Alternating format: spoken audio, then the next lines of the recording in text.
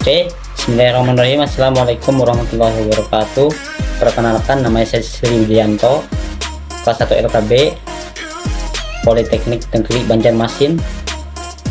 Kali ini saya akan menjelaskan atau memberikan contoh pengamalan dalam kehidupan bermasyarakat sila kedua Pancasila yang berbunyi kemanusiaan yang adil dan beradab. Sila butir Pancasilanya yakni berani membela kebenaran dan keadilan. Ya, apakah yang dimaksud dengan membela kebenaran dan keadilan? Maksud daripada membela kebenaran, berani membela kebenaran dan keadilan, yaitu kita tidak menutupi suatu kesalahan orang lain. Misalnya kita tahu orang ini melakukan tindak kejahatan, kita harusnya melaporkan dan berani menjadi saksi dalam artian menjadi saksi yang benar-benar saksi yang tidak merekayasa suatu kebenaran. Kita harus mengatakan yang sebenarnya, bukan berdasarkan rekayasa. Kebanyakan orang bersaksi itu mereka hanya untuk kebanyakannya bersaksi itu tidak jujur. Kenapa tidak jujur? Banyak faktor yang mempengaruhinya. Salah satunya yakni karena uang. Nah, nanti karena disogok, karena disogok dia dibayar orang, terus dia bersaksi dengan kebohongan. Nah, ini salah satu contoh bagaimana seseorang itu tidak menjunjung tinggi nilai kebenaran dan keadilan. Nah, negara kita ini sudah banyak contoh-contohnya. Negara kita, kenapa? Karena pemerintahnya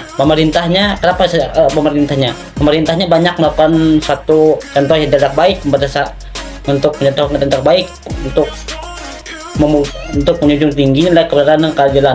Banyak zaman sekarang kita melakukan suatu kebaikan atau kebenaran disalahkan. Misalnya kita ini membela diri kita sendiri kan, dibengkel orang itu, misalnya dibengkel orang, terus kita membela diri sendiri.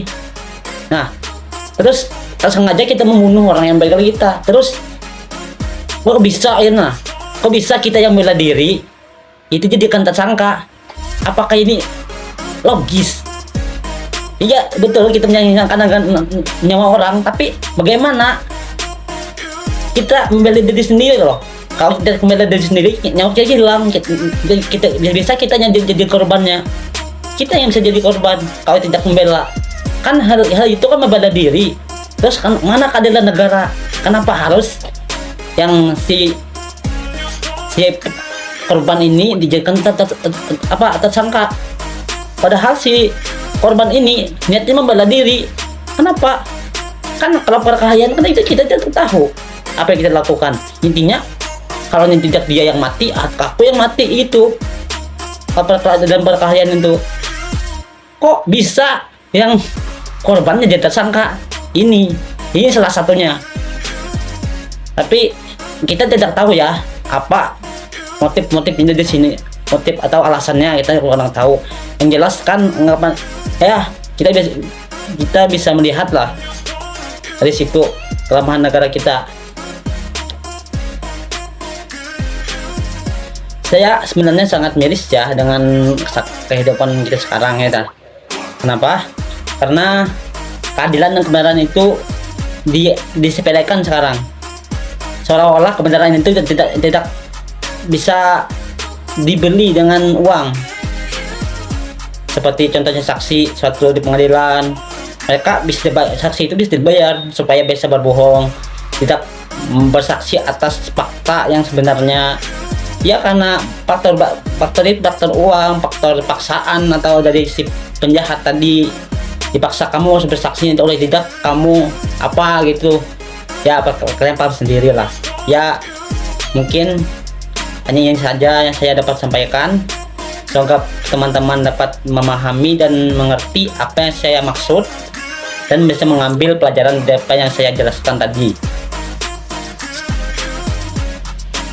Kurang lebihnya saya memohon maaf kalau ada salah kata dan perbuatan dalam penjelasan tadi.